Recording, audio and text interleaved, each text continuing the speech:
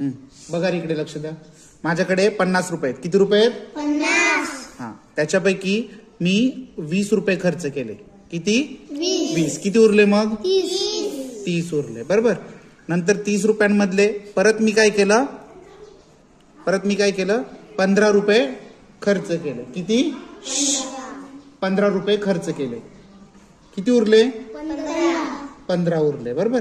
त्या 15 रुपयातले पुन्हा मग मी काय केलं? 9 रुपये खर्च केले. हा, किती उरले मग? 6. आणि नंतर मग हे जे 6 रुपये उरले की नाही ते पण मी खर्च केले. किती रुपये उरले मग? 0 उरले. मग आपण काय करू आता?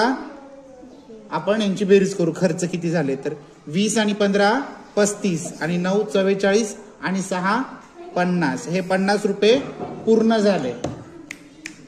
50 रुपये पूर्ण झाले. आता पुन्हा आपण शिल्लक बघू बरं. तर 30 आणि 15 किती होतात? 45. 45 आणि 6 किती होतात? 51.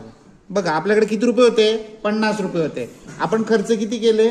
50. पण शिल्लकची जर आपण मोजले शिल्लक किती होते ते तर किती होतात? 51. मग हा 1 रुपयाचा घोळ कसा झाला तो तुम्हाला आता सांगायचंय. कळलं?